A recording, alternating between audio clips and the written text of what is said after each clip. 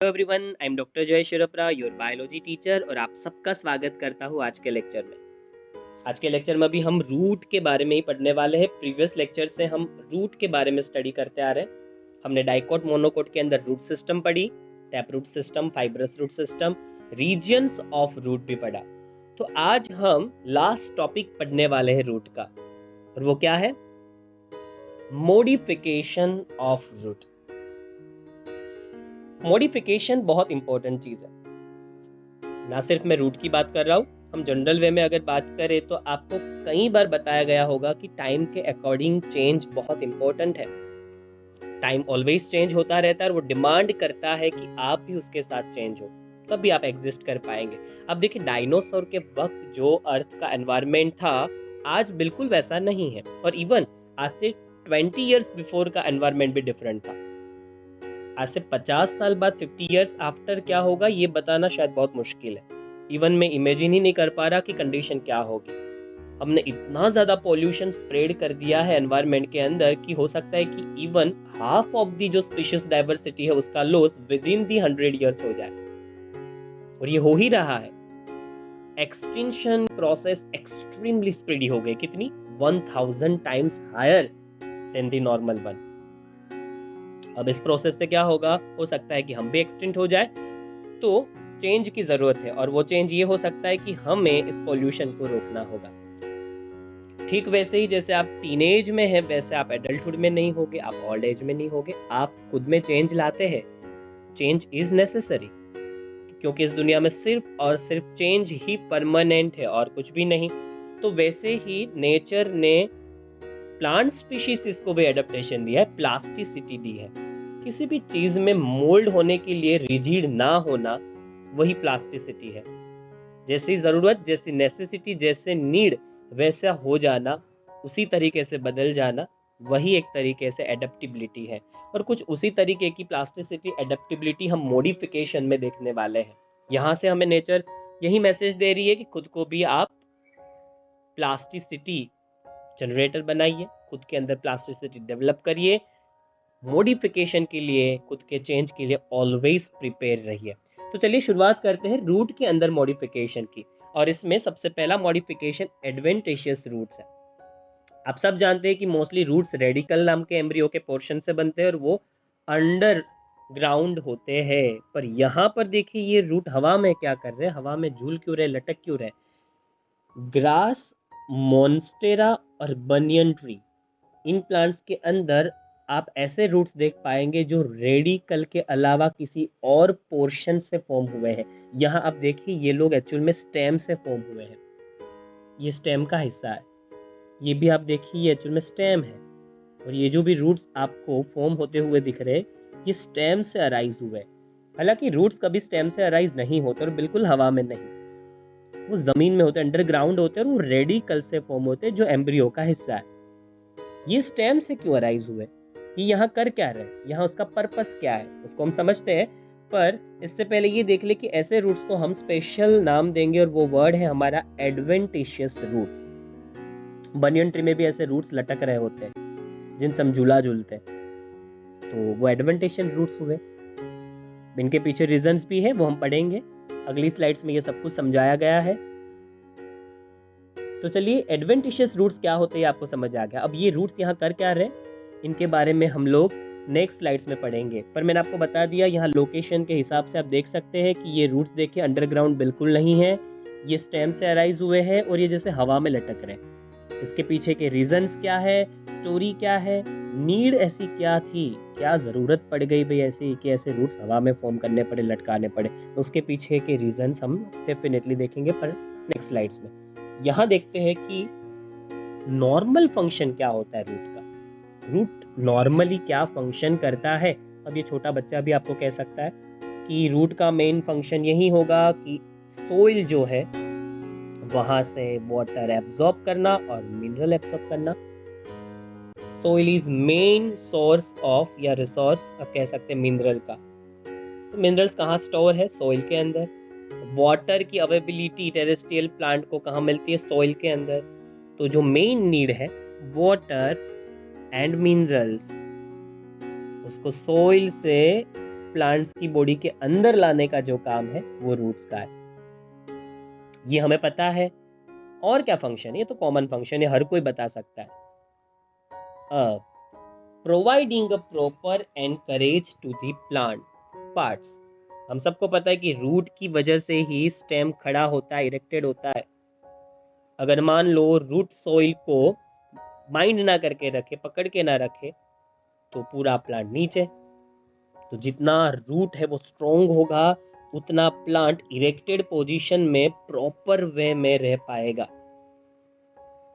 तो सपोर्ट देने का काम करता है, मैकेनिकल सपोर्ट या proper anchorage to the plant parts. अब चलिए आगे बढ़ते, और क्या फंक्शन है। अब प्लांट्स के अंदर कुछ ऐसे भी रूट्स है जो अपने अंदर फूड मटेरियल को रिजर्व करते हैं।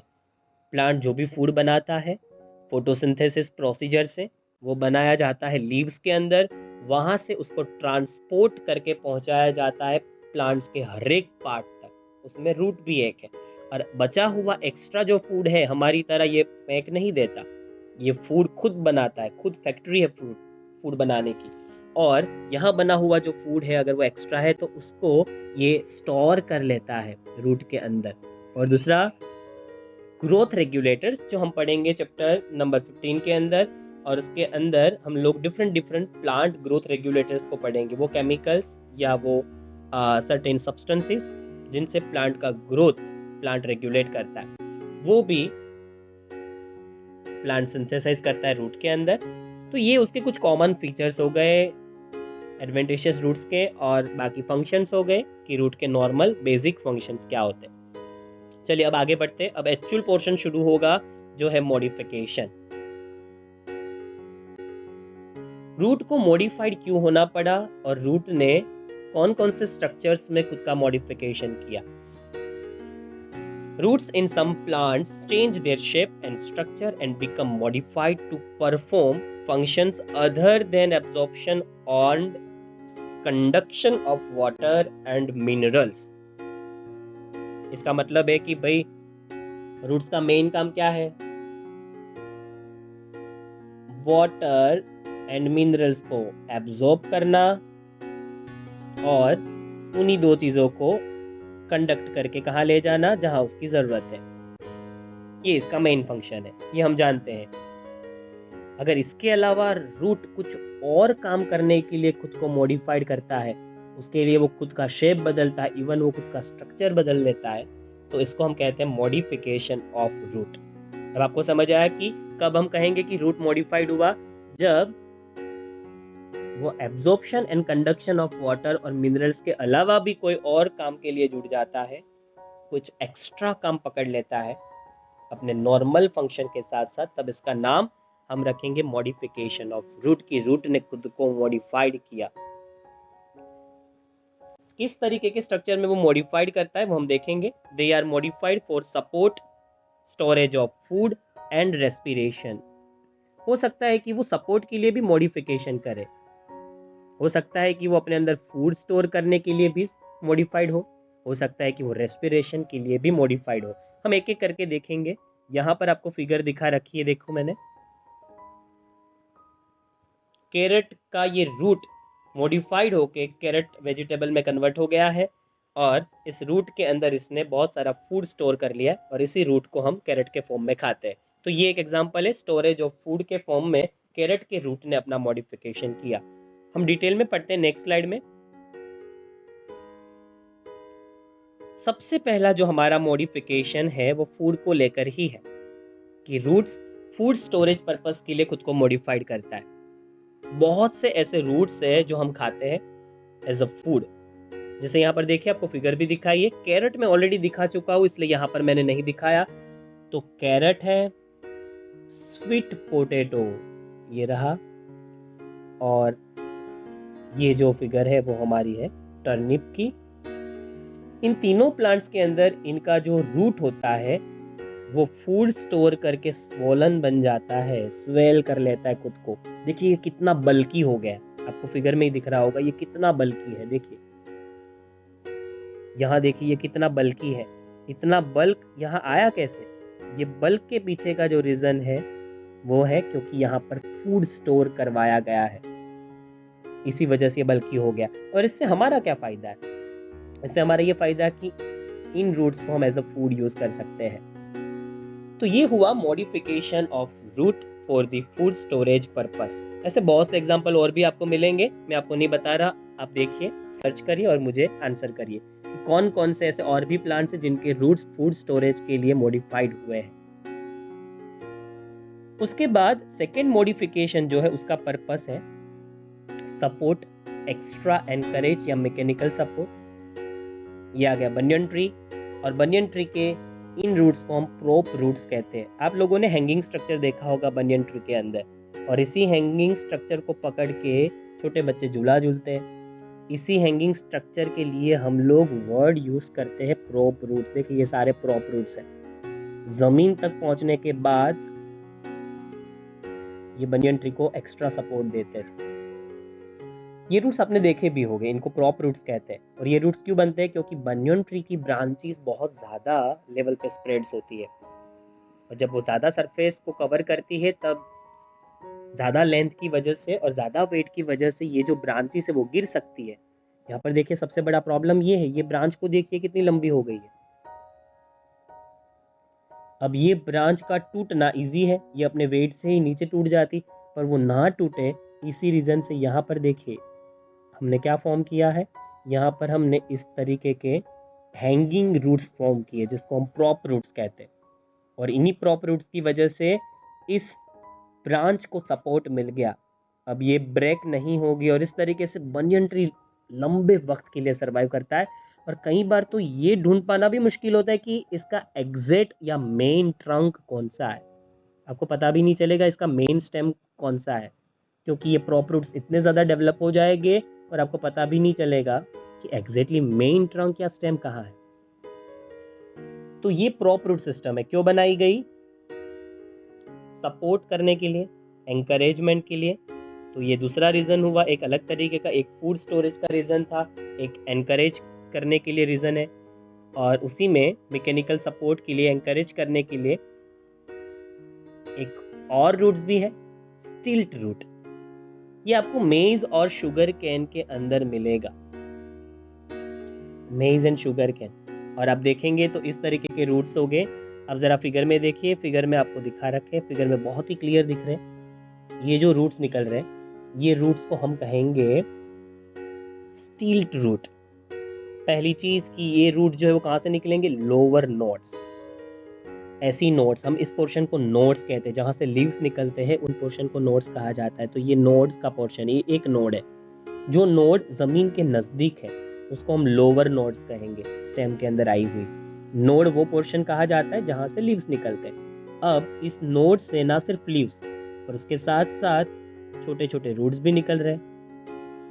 इसका काम क्या है? इसको ज़मीन तक पहुंचना है। यहाँ पर देखिए कुछ सक्सेसफुल भी हो गए, सॉइल तक इवन पहुंच भी चुके हैं, जहाँ ये देखिए, ये देखिए।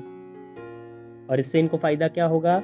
ये सॉइल के साथ अपनी एक पकड़ बना लेंगे जिससे ये प्लांट गिरेगा नहीं। मेज बहुत ही लंबा होता है, शुगर केन भी ऐसा लंबा प्लांट है, जबकि इनके जो रूट्स होते हैं वो काफ़ी कमज़ोर होते हैं और इनके गिरने के चांसेस ज़्यादा है। अब देखिए अगर मैं यहाँ स्ट्रक्चर बनाऊँ तो कुछ इस तरीके से हम बना सकते हैं।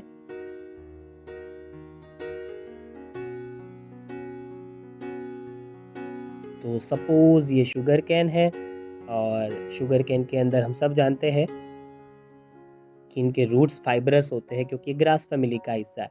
तो यहाँ पर इनकी नोड है सपोज, और नीचे हम रूट सिस्टम बना लेते हैं। ये इनकी रूट सिस्टम है। अब देखो इनकी रूट सिस्टम बहुत ही छोटी है, फाइब्रस रूट। अब इतने पतले रूट्स की वजह से अब ऊपर भी है ये पोर्शन, इसका स्टेम काफ़ी बड़ा है। अब इतने कम रूट सिस्टम की वजह से ये स्टेबल नहीं रह पाता। इस वजह से आप देखना शुगर केन ढल जाती है, मेज भी नीचे की तरफ ढल जाता है। और इसको रोकने के लिए जो नज़दीक की नोड है वहाँ से क्या निकलता है? ऐसे एक्स्ट्रा रूट्स। इसी के लिए हम स्टील रूट यूज़ करते हैं वर्ड, और ये ज़मीन तक पहुँचे और सपोर्ट देने का काम करते हैं। जो नज़दीक के नोड्स होते हैं वहीं से निकलता है। इस तरीके से ये सारे जो मैं बना रहा हूँ वो स्टील रूट है। इस तरीके से सपोर्ट मिल जाता है मेज के स्टेम को और शुगर केन के स्टेम को। इसके लिए हम वर्ड यूज करेंगे स्टील्ट रूट, जिसका काम भी मैकेनिकल सपोर्ट ही है। अब तीसरा जो एक मॉडिफिकेशन है, तीसरे नीड के लिए, थर्ड नीड के लिए रूट ने अपने आप को कन्वर्ट किया, और वो नीड है रेस्पिरेशन। और ऐसे रूट्स को जो रेस्पिरेशन के लिए खुद को मॉडिफाइड करते हैं उनको हम न्यूमेटोफोर्स कहते हैं। ये आपको देखने को मिलते हैं कुछ सिलेक्टेड प्लांट्स के अंदर जो मैंग्रोव प्लांट्स के नाम से भी जाने जाते हैं। सुंदर वन जहाँ पर ये मैंग्रोव पाए जाते हैं, और इनमें राइजोफोरा जैसे प्लांट्स इंक्लूडेड है। अब इन प्लांट्स में क्या होता है, इन प्लांट्स में से अब देखिए यहाँ पर आपको दिखाया है इस तरीके का स्ट्रक्चर फॉर्म होगा। यहाँ आपको दिख रहा है इस तरीके के स्पाइनी स्ट्रक्चर्स फॉर्म हो गए। इस तरीके के स्पाइनी स्ट्रक्चर जमीन से बाहर आ रहे हैं, और इन्हीं के लिए हम वर्ड यूज कर रहे हैं न्यूमेटोफोर्स। तो एक बड़ा हम ट्री बना सकते हैं यहाँ पर, और कार्टून इमेज बना रहे। यहाँ पर इसके ये ओरिजिनल रूट्स हैं, और यहाँ पर हम सॉइल लेवल या ग्राउंड लेवल बना रहे, और कुछ रूट ऐसे हैं जो इस तरीके से जमीन के बाहर आ रहे और इस तरीके से फॉर्म कर रहे वो स्ट्रक्चर। और ऐसा बहुत सारा स्ट्रक्चर इस प्लांट के मेन स्टेम के आसपास देख पाएंगे, जैसा आपको फिगर में दिखा है। इसी स्ट्रक्चर, इसी रूट्स के लिए हम वर्ड यूज कर रहे हैं न्यूमेटोफोर्स। इसका नाम न्यूमेटोफोर्स कैसे पड़ा? इसमें दो वर्ड है, न्यूमेटो जिसका मतलब होता है जो एयर से कनेक्टेड हो, और फोर्स मतलब हॉल्स। यहाँ ऐसा वर्ड इसलिए है क्योंकि यहाँ पर आपको जो ये सारे रूट्स दिखाए गए हैं उनमें से कोई एक रूट हम बना लेते हैं। ये हो गया एक रूट, और इसके अंदर छोटे छोटे हॉल्स हो गए इस तरीके के। पोर्स भी कहते हैं हम हॉल्स को। ये अंदर से खोखला होगा, ये पोरस होगा, और ये हमें कहाँ दिखेगा? Above the level of ground. ये ग्राउंड लेवल है उसके अबोव होगा। तो इसका नाम ऐसा क्यों पड़ा, इसके पीछे आप समझ गए होंगे रीजन। न्यूमेटो जिसका मतलब होगा एयर, रिलेटेड विथ एयर, और फोर्स जिसका मतलब होगा स्मॉल पोर्स या हॉल्स। मतलब ये हॉल्स एयर ट्रांसफर के लिए या गैस एक्सचेंज के लिए बनाए गए हैं, इसी वजह से इसका नाम न्यूमेटोफोर्स है। ऐसा क्यों करना पड़ा? आप इन प्लांट्स को देखिए, यहाँ पर आपको दलदल दिख रहा होगा। ये देखिए यहाँ पर दलदल है। ये जो प्लांट्स है राइजोफोरा, जिनको मैंग्रोव्स कहते हैं, ये दलदल एरिया में रहते हैं, स्वैम्पी एरियाज में रहते हैं।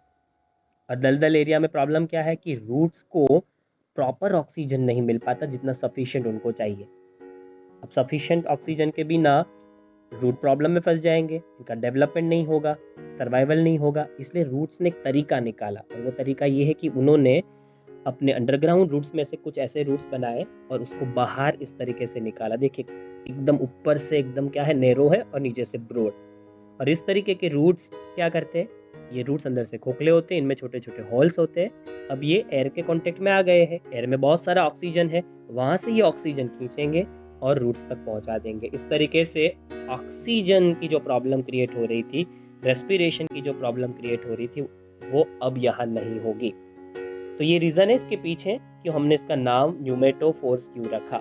ये रूट मॉडिफिकेशन रेस्पिरेशन प्रोसेस के लिए हुआ है, इसीलिए हमने इसका नाम न्यूमेटोफोर्स रखा है। और इसका फंक्शन क्या है? Help to get sufficient oxygen for respiration. तो यहाँ तक का जो पूरा पोर्शन हम लोगों ने पढ़ा वो मॉडिफिकेशन ऑफ रूट के बारे में था, कि रूट अपने नॉर्मल फंक्शन जो है absorption and conduction of water and minerals, उसको छोड़ के कुछ नए फंक्शंस भी अडॉप्ट करता है। जैसे फूड स्टोरेज हो सकता है, वो हो सकता है कि वो मैकेनिकल सपोर्ट के लिए हो, और हो सकता है कि वो रेस्पिरेशन के लिए हो। फूड स्टोरेज के लिए आपने कैरेट और शुगर, आपने देखा पोटैटो, जिसको स्वीट पोटैटो भी कहते हैं हम लोग, और उसके बाद आपने example stilt root and prop root देखा जो मैकेनिकल सपोर्ट के लिए मॉडिफाइड हुए, और यहाँ पर आपने न्यूमेटोफोर्स देखे जो रेस्पिरेशन के लिए मॉडिफाइड हुए। नेक्स्ट लेक्चर में हम स्टेम से शुरुआत करेंगे, एक नया टॉपिक, वहाँ से हम नए लेक्चर की शुरुआत करेंगे, और तब तक आपको पढ़ना है ये कंटेंट। और नेक्स्ट लेक्चर में चलिए मिलते हैं एक नए टॉपिक के साथ।